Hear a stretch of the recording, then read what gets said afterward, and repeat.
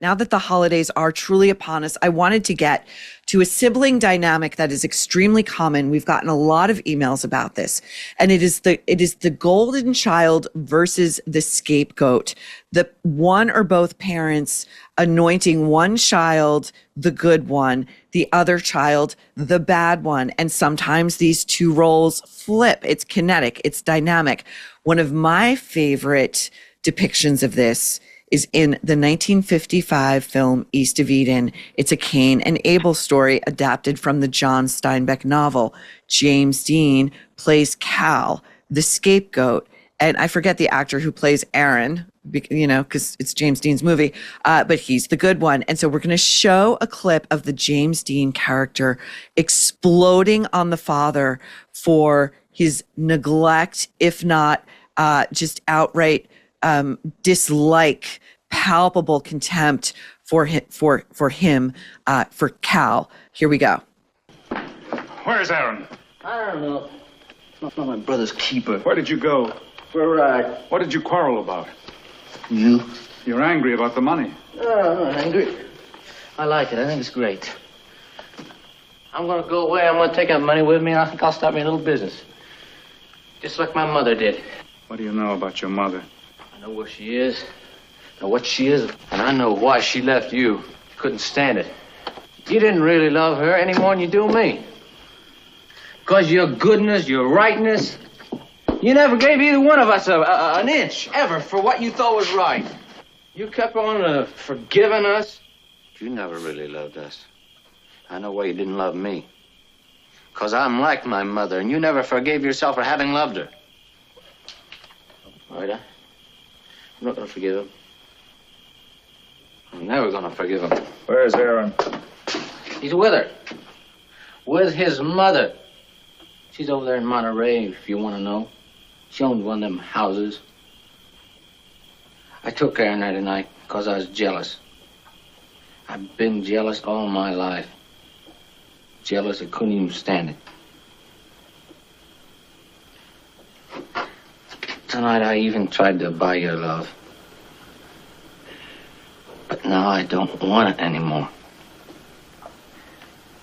I can't use it anymore. Carl, don't talk to your father like that. I don't want any kind of love anymore. Such an incredible movie. So, Sam, talk to us about how the dynamics of the golden child versus the scapegoat tend to, what their origins tend to be. I know everything is case by case and family dynamics are often specific, but this is a very, very common thing that happens in families. Yeah, just for historical record's sake, it's Richard DeVallos, the other actor. Did you just Google that, Sam, to show me up? No, I'm not. I'm not criticizing you. It's an obscure actor. He's not like Oh, is he? Yeah. I've seen that movie like 20 times, but the guy who plays Aaron always fades in my memory because James Dean is so vivid, and the emotional shifts in that one scene alone are just wild. But anyway, talk to us. Yeah, no, I'm a movie buff. I have like a collection of 25,000 movies. So. No, you're talking my language. Yeah, I love movies. Okay. To understand the emergence of scapegoats and golden children in families, we need to explore two concepts, which are pretty interesting and important because they apply to other types of settings in life. Okay. The first concept is known as role theory. And it says that people allocate roles. When people are in a unit, a social unit, could be a family, could be any other type of collective. Friend group. Yeah, whatever. They tend to allocate roles to each other. So in a typical family, you would have the fixer, you would have the conciliator, you would have the scapegoat, you have the golden child. There are many types of roles allocated to the children, and they're known as emergent roles. That is to explain or to make clear that scapegoat and golden child are two possible roles, but there are many others. Okay, so the second and much more relevant concept is something that I came up with, I coined, and it's projected splitting. To understand projected splitting, we need to go even further, deeper, and get acquainted with two infantile primitive psychological defense mechanisms known as splitting and projection. Okay. Splitting is simply when you divide the world and everyone in it into all bad and all good, all Yes. black and all white. This is known as dichotomous thinking. Dichotomous thinking. Okay. And the other element is projection. It's when there are parts of you that you find uncomfortable, that you reject, that you're unhappy with. Rather than confront these parts and integrate them, rather than be honest with yourself, what you do is you attribute them to other people. You say, it's not me. They're like that. I'm not like that. They're like that. It's kind of the theory that the characteristics you may find most grating in others are the ones that you yourself have and either are in denial about them or just cannot look at them. Exactly. This is projection. And then you would attribute them to other people, and this gives you the right to criticize them, to denigrate them, to, because you now have attained the high moral ground. You're purified. Projection is an act of purification and purging.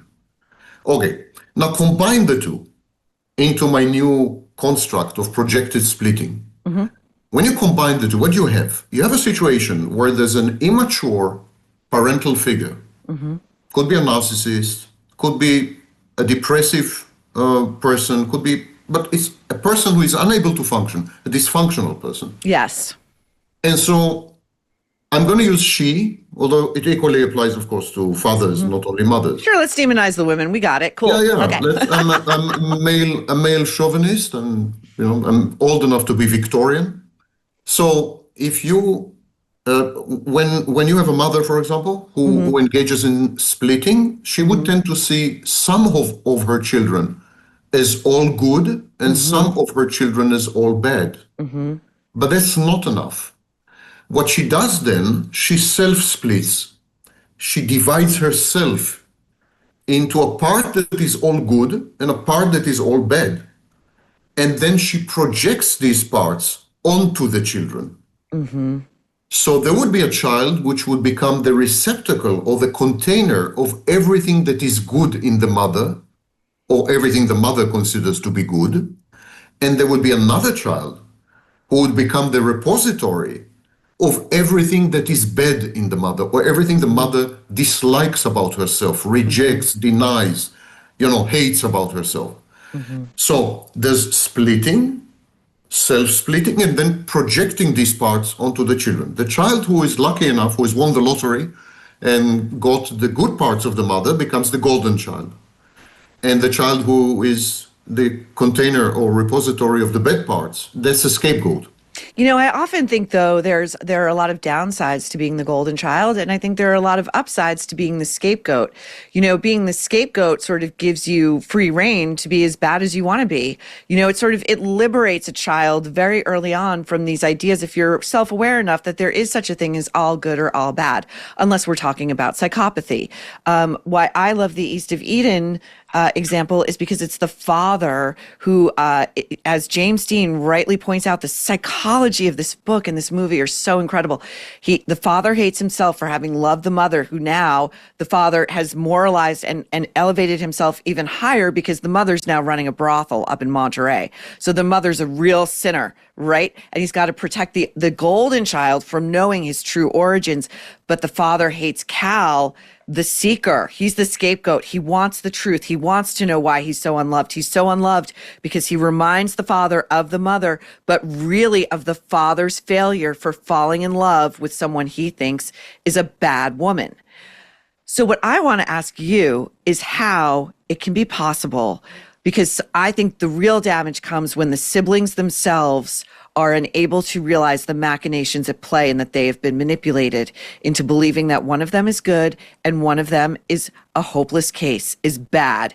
And how, especially if you're adult siblings and this perhaps has calcified, a golden child and a scapegoat can begin to talk to each other and see each other as actually both victims. Yeah, to respond to this elaborate question, we need to introduce another concept from psychology known as projective identification. Projective identification simply means that once I've projected something onto you, a part of myself that I dislike and reject, now I attribute it to you, I want you to behave this way. I want you to confirm my projection. I want you to comply with my projection. So it's not only that the parent allocates roles, and it's not only that the parent kind of deposits her good side with the golden child, her bad side with the scapegoat, but the parent also wants the children to behave accordingly. So the parent communicates expectations to the child. You are a bad, unworthy, inadequate child, and if you love me, you're going to behave this way. Yes.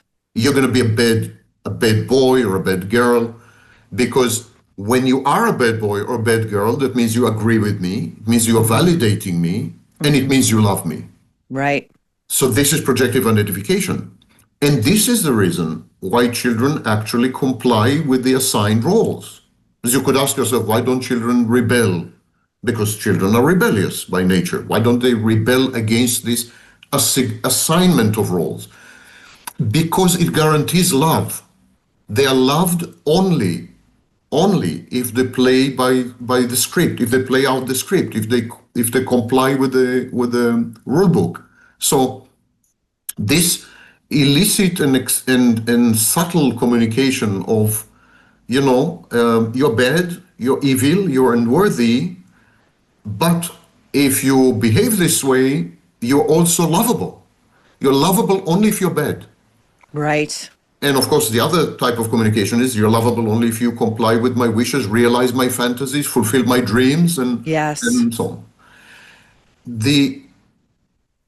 It's exceedingly difficult to exit these roles lifelong unless the parent reassigns them.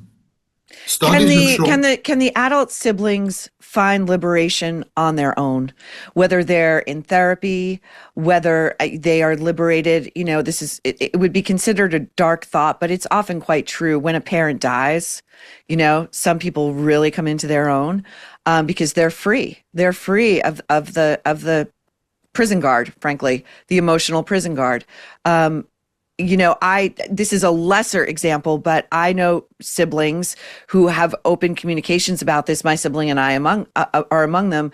Oh, you were the father's favorite. You were dad's favorite. You were mom's favorite. That's just the way it is. Nobody's fault. Nope. It's not our fault. It's not your fault. It's their fault. It's their fault. It was their issues. So I do wonder if there is hope where a golden child could reach out to a scapegoat and say, hey, like, I see what went on, and I didn't like it. Inter-sibling reconciliation and inter-sibling understanding and so on are definitely possible, and very common, actually. I love this. I love this. Siblings form a common front against the abusing parents. So the golden child teams up with a scapegoat, and they both vilify and demonize the parents. That's pretty common. It's not only an awakening. It usually goes way beyond that. The parents are mythologized somehow, and there's a morality play where the children are all good. And so, ironically, what siblings tend to do, they tend to adopt splitting as a defense. The parents' infantile defense mechanisms, which I've mentioned before, like splitting and projection, kind of affect the siblings, and they tend to apply these weapons against the parents. It's not a healthy dynamic. Are you talking about as a mode of reconciliation? No, I mean, siblings can definitely reach a situation where they love each other, they realize what has happened to them, they understand they've been victimized, and so on and so forth. Okay, so you're not saying that in order to do that's another pathology at work where you're demonizing the parent rather than just acknowledging what went on. There's a difference. Studies then show that having gone through this stage of awakening, most people proceed into the next stage, which is not healthy, which is vilifying, demonizing the parents, creating a morality play where the children were all good and the parents were all bad, splitting the parents, like my parents are evil and I'm pure, angelic, Right. and so on. So this is an unhealthy phase. You need to create an integrated, nuanced view of your parents. Yes. Which includes forgiveness. Yes. Includes understanding, includes putting yourself in their shoes, which is empathy, and includes the realization that you're an adult and now you can understand them much better. Yes. And I love this. Go ahead. Sorry, not to cut you off. Forgiveness doesn't mean that you have to forget. You should not forget. Remembering is a crucial element in healing. But there's a difference between forgetting and forgiving. You can remember and forgive, and you can remember and not forgive. There are various combinations. Yes. It's critical to understand the limitations of your parents. The vast majority of parents are not evil. This was not premeditated. It was not a cunning, scheming, psychopathic ploy to destroy your life and victimize you and ruin you.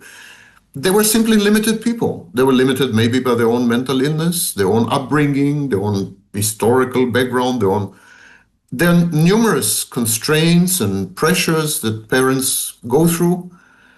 And understanding your parents in this way, I think, is a crucial step. Unfortunately, many people go the wrong way. And this is estrangement, coming back to the previous topic. Yes, exactly. They say, my parents are all bad and I'm never ever going to have any contact with them again. And that's not healthy, because then the situation is unresolved. And it's not healthy for you. I think to get to if anybody, most people can be animated to act out of self-interest. And it is not healthy to go through life demonizing and vilifying. Again, we're not talking about abusers. We're not talking about sexual, psychological, verbal, physical abuse. We're talking about recognizing that, as even we're talking about the splitting between a golden child and a scapegoat, that many parents are limited and are products of their generation, their time, their own parenting. Each successive generation tries to do better. Yeah. There is a caveat. There's always a caveat with you, Sam. Yeah, of course there is. Studies have shown that when people interact with their parents, they revert to the assigned role. Yes. So we got so many emails about this. Like, I go to the holiday dinner table and I turn into an 8-year-old. Yeah, I am a mother. I have a career. I am a wife. I'm across from my father and I become 8. How does one fight back against that? Can you? Should you? It's very difficult to fight back against that. The assigned roles, as I said earlier, are pretty lifelong. And they are a determinant of identity. And you internalize your parents, they become introjects, and they speak to you from the inside. Introjects, I love that word. Yeah, they speak to you from the inside, and one of the messages is, this is your role. If you love me, you're going to fulfill the role. You're going to comply with the role. You're going to play the role, if you love me. That's proof of love. You need to prove your love. Your love needs to be performative. These are very sick family dynamics. Let it be clear. These are not healthy family dynamics. And yet a lot of this is internalized and carried forward to the end of life. So the best you can do is reconstruct your family with your siblings and other members of the family, like aunts and uncles and grandmothers and grandfathers and so on. Reconstruct your family. Essentially accept that your mother and father were not gods. They were gods with clay feet. They were limited. They did their best, but the best wasn't good enough. You have to accept this. People fail. They have failed you. They haven't. It's not about victimizing. It's not that they have victimized you. They have failed you. It's a failure. And so you have to accept that people fail. You have to be adult about it. You have to be mature about it. And you have to accept that when you're in the presence of your parents, you're going to revert to your assigned role. You're going to regress. You're going to become an infant. That is totally normal. No need to be anxious about this. No need to be angry about this. It's totally normal thing. And when you leave, return to your home and to your life, I mean, it's transient. It doesn't have long-term consequences or anything. We all want the best food for ourselves and our families, but it's hard to know what is safe. Food labels can be misleading. Introducing Olive. Olive is the clean living shortcut on your phone. 100% independent, credible, transparent, no brand pay to play. A simple scan on Olive looks beyond macros and marketing to flag ultra processing, additives, seed oils, and contaminants with a comprehensive database you can trust. Proof, not promises. Olive recently completed the largest independent baby food study ever. 300 plus products tested for lead and arsenic in ISO accredited labs. Real tests, real results. Moms, has your baby's food been contaminated with lead? Simply scan with Olive to find out. If you are frustrated by reading confusing food labels and ingredients you can't even pronounce, try Olive. Listeners of The Nerve get an exclusive 7-day free trial. Try Olive. Scan your pantry. Make sure you are feeding your family the very best. Download Olive now in the App Store. Olive, 100% independent, credible, transparent. Scan, swap, exhale.